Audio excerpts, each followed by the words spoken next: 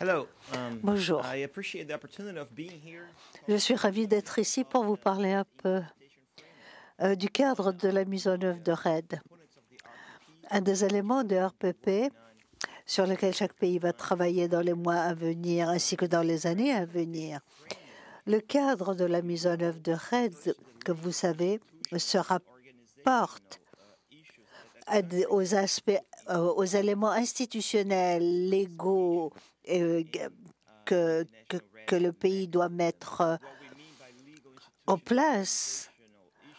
Lorsque nous parlons des aspects, ces éléments se répartissent sur tout d'abord l'appropriation de carbone, le mécanisme de partage des bénéfices et l'échelle de mise en œuvre de RED. Il y a encore beaucoup à apprendre dans ce domaine.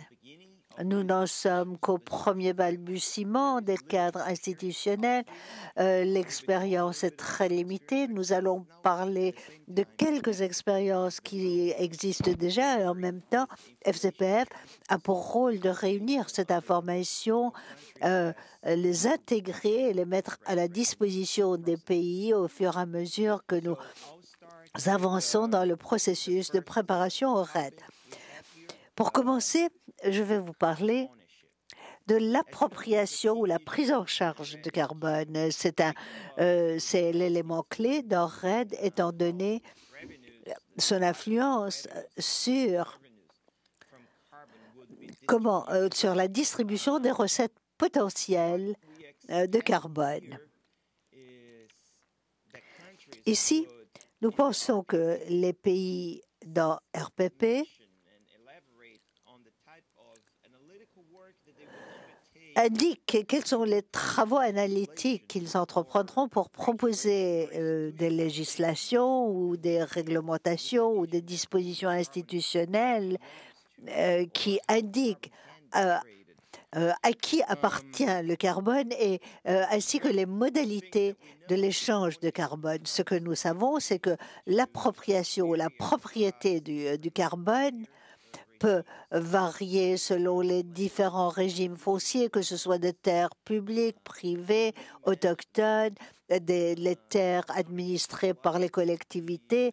La propriété du carbone peut être en rapport aux aspects du droit des usagers, comment ceux-ci sont régulés, quels sont les secteurs et quels groupes ont accès et à quelles ressources. Ce qui est clair, c'est que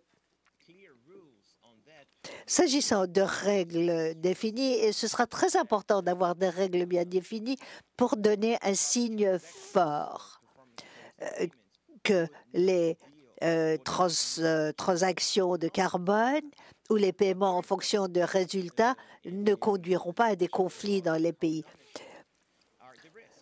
Les risques, il faut savoir quels sont les risques dans la définition de la propriété du carbone. C'est certain que ce sera là une question très contentieuse.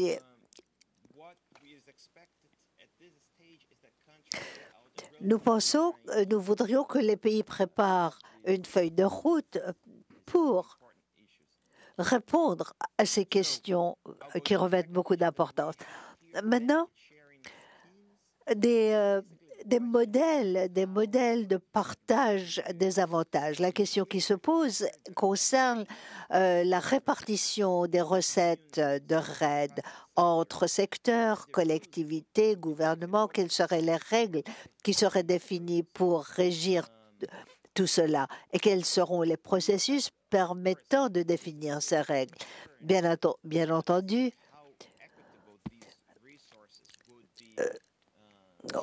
on s'interroge sur le degré d'équité dans le partage de ces ressources en différents groupes et comment éviter les risques de corruption ou de problèmes importants, le renforcement de la confiance entre les bailleurs de fonds du RED. Les pays peuvent apprendre les leçons d'autres secteurs et comment les ressources des secteurs ont été gérées. Ici, nous parlons des recettes minières et comment ces recettes minières ont été réparties et quel a été le rôle des collectivités et des communautés pour bénéficier de ces recettes et quelles sont les leçons, les difficultés auxquelles il faudra réfléchir avant de définir des règles ou confectionner des lois afférentes au RED et au carbone en général. En outre, question que le pays pourrait examiner ici, c'est la gestion des ressources. Il y a plusieurs manières de gérer les ressources potentielles de l'aide de RED. Nous avons déjà été témoins de l'établissement de fonds nationaux ou désigner une fondation pour gérer les ressources. Mais ceci se fait en consultation avec tous ceux qui ont un intérêt dans la gestion de ces ressources qui se dégageraient d'une dégradation réduite des forêts et comment ces ressources seraient utilisées. Un exemple de régulation en Indonésie, c'est une régulation récente, et comment on a décidé du partage des avantages, des bénéfices de RED à travers les différentes communautés.